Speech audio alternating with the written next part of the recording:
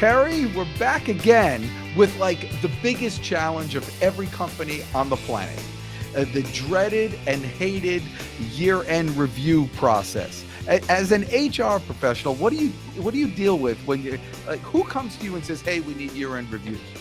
Well, everybody kind of needs them, but nobody loves them. Nobody says, "Oh, I'm so excited, Terri, that we're doing this process." You're the HR police that are just trying to make sure that people got their objectives in the system and that they're actually conducting the performance reviews. So it is one of the most dreaded things that people do, probably right behind taxes. I would say that comes next.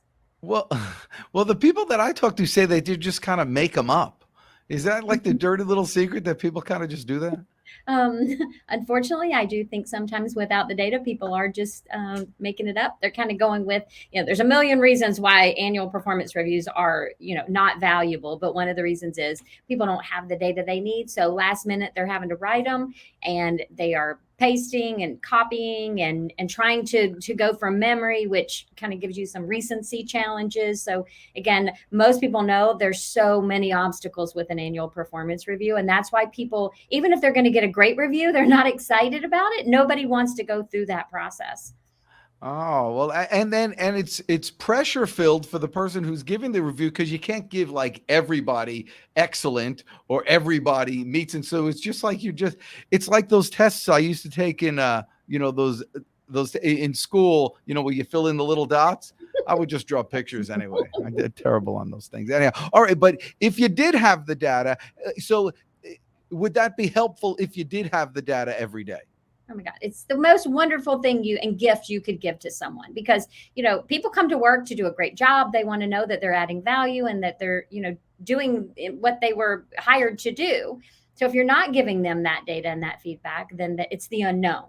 So if you had the data, again, you don't even have to do an annual performance review. You can performance review people every single day if you needed to. So if I can share my screen, I will actually show you what it looks like when you have real-time data about people.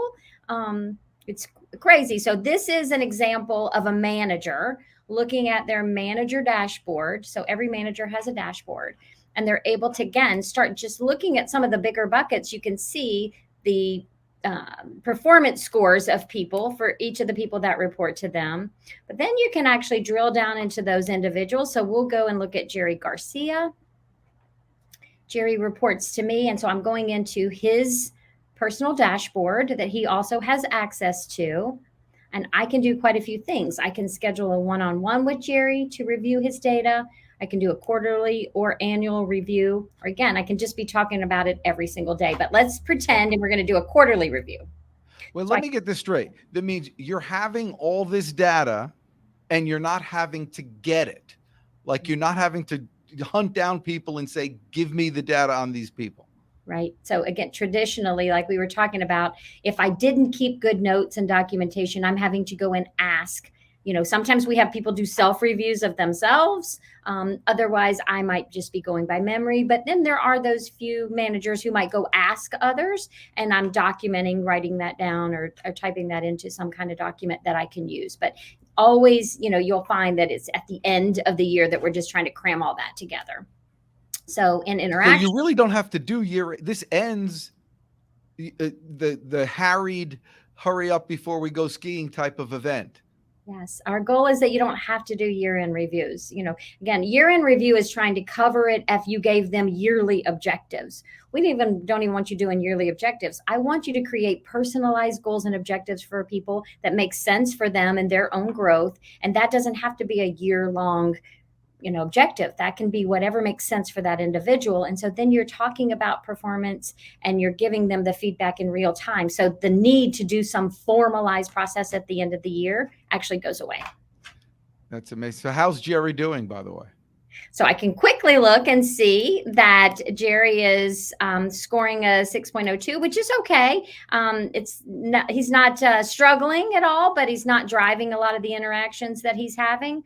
But on his goals and objectives, he has 3: developing others, setting direction, and personal credibility. So he's scoring a little higher on those 2 at the moment, a little lower on developing others. But if I do a quarterly review, just with the click of a button, The data goes back and pulls over the last quarter and shows me that any changes that have happened for Jerry with those 3 objectives. So I can see his overall score has gone up just a little bit.